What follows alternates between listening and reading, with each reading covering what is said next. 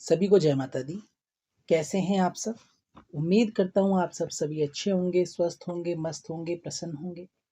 यदि आप थोड़े से ही परेशान हैं तो मैं माँ दुर्गा से, माँ काली से, बालाजी महाराज से आप सबके लिए प्रार्थना करता हूँ कि आपकी सभी मनोकामना पूर्ण हो।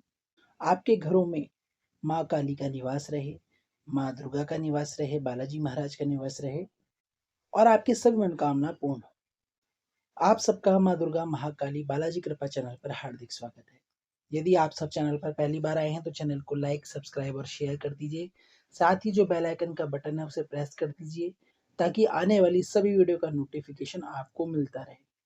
आज का जो विषय है वो ये है कि हमारी जो कुलदेवी होती हैं, कई लोगों को पता होगा कि कुलदेवी कौन होती हैं, कईयों को नहीं पता होगा कि कुलदेवी क्या होती हैं।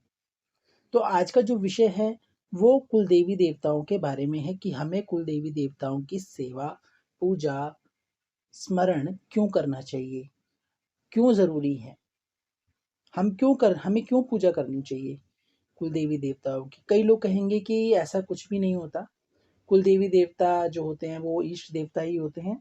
तो हम अगर अपने इष्ट देवता की सेवा कर लेते हैं तो हमारे कुल देवी देवताओं की सेवा हो जाती है। बहुत अच्छा विचार है और सही भी है क्योंकि वो अपने सोच से सोच रहे हैं।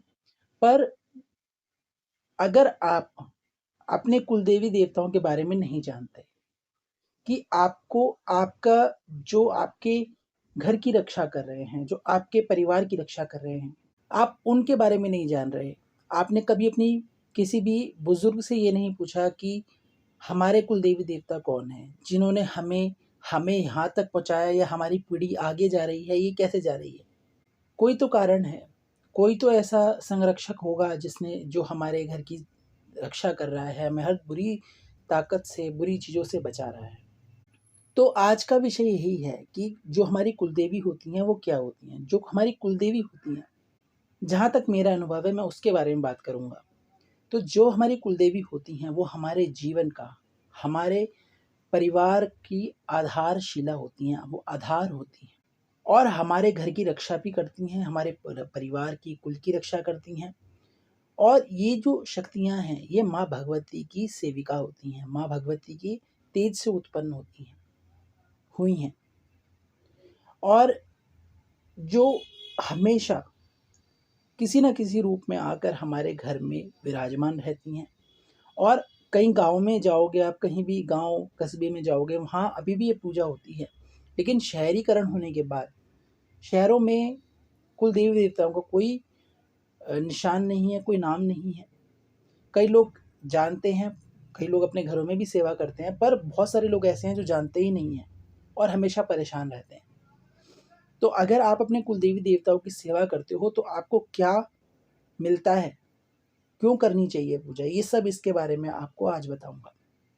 सबसे पहले जो भी अपने कुलदेवी देवताओं की पूजा करते हैं उन्हें समय समय पर सेवा देते हैं, उनके मंदिर जाते हैं, उनको भोग लगाते हैं और उनकी हर तरीके से जैसी सेवा हो पाती है तन मन धन से वो करते हैं।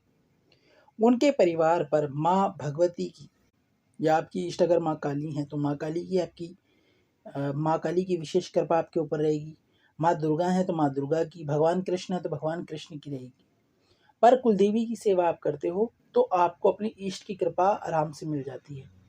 और इस कृपा को देखा नहीं जा सकता पर महसूस किया जा सकता है।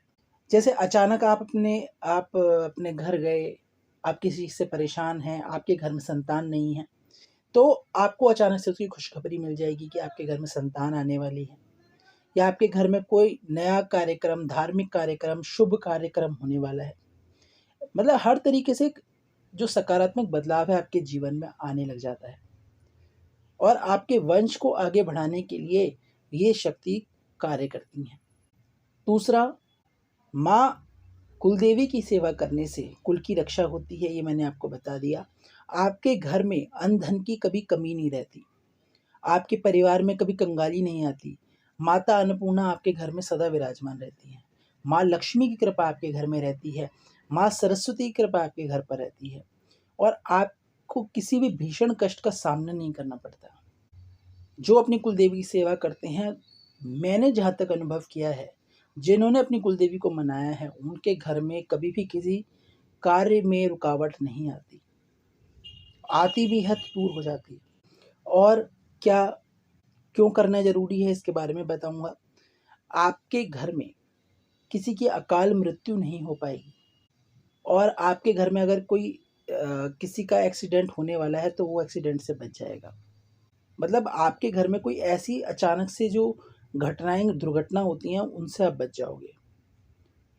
जीवन में ग्रह दोष हैं, आपके ऊपर काल सर्प दोष है, तो उससे आपको मुक्ति मिलनी शुरू हो जाती है या मुक्ति मिलती है।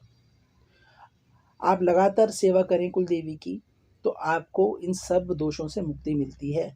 आपका कोई काम नहीं रुक सकता। अगर आपके शत्रु हैं, बहुत सारे शत्रु बन गए हैं, तो उनका नाश होना शुरू हो जाता है। आपके घर में अगर किसी के साथ बनती नहीं है, या आपके घर में लड़ाई झगड़े ज़्यादा हो रहे हैं, कोई भी ऐसा कार्य है, हर बात में लड़ाई झगड़ा होता है पति पत्नी के बीच में, या फिर भाई भाइयों के बीच में, भाई बहनों के बीच में, तो उससे भी कई ज़्यादा आपको उसमें शांति मिलती है।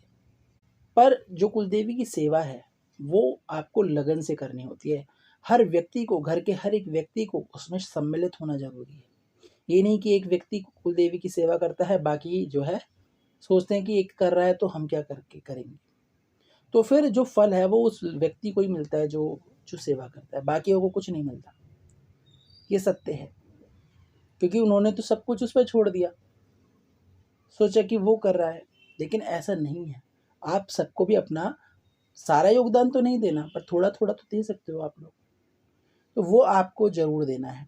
अगर आपको अपनी कुलदेवी की कृपा चाहिए, कुलदेवी देवी की सेवा करना ज़रूरी है। चाहे आप मंदिर जाएं, माँ को भोग लगाएं, वहाँ थोड़ी देर बैठें, उनका ध्यान करें, ये भी बहुत बड़ी बात है। आज के युग में, आजकल की ये दौड़ भाग की दुनिया में हर व्यक्ति परेशान है, हर व्यक्ति दुखी है, कहीं कोई कार्य कर रहा है, कहीं कोई कार्य कर रहा है, तो समय नहीं मिल पाता। लेकिन फिर भी आप अगर थोड़ा सा भी समय अपनी कुलदेवी के लिए निकालें तो आपके ऊपर महाकृपा हो जाएगी, और आपके काफ़ी जो ये आगमन है, आवागमन का जो चक्र है, ये खत्म होता है। आप दौड़ भाग से बचते हो और सुख शांति का जीवन भी जीते हो।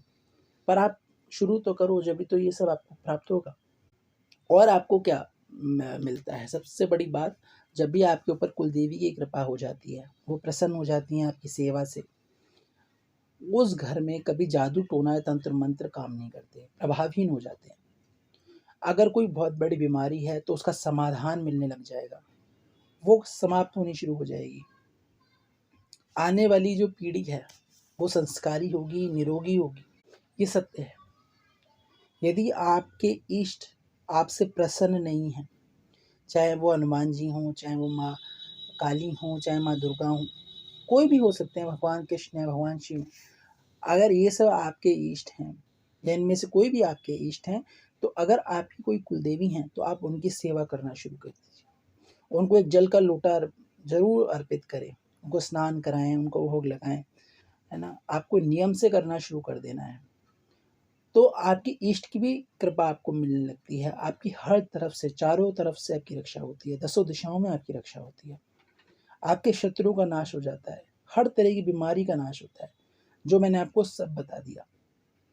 और भी बहुत सारे इसके जो एक तरह से ये बोल लें कि इसके फ़ायदे हैं, यानी हम अगर फ़ायदे के लिए सेवा करते हैं तो वो मैं आपको फ़ायदे के लिए बता रहा हूँ। और जो सिर्फ़ इसलिए सेवा करते हैं कि उन्हें दर्शन करने हैं, माँ की सेवा करने हैं, तो वो भी ज़रूर करें। इससे आपकी आत्मचिंतन में वृद्धि होगी, आपकी आपका जो आध्यात्मिक स्तर है वो बढ़ता है। तो आशा करता हूँ आपको ये वीडियो पसंद आया होगा। कमेंट बॉक्स में जय माँ दुर्गा, जय माँ काली, हर हर महादेव, राधे राधे ज़रूर लिखना। नई वीडियो में नई जानकारी के साथ फिर मिलूँगा, तब तक के लिए जय माता दी।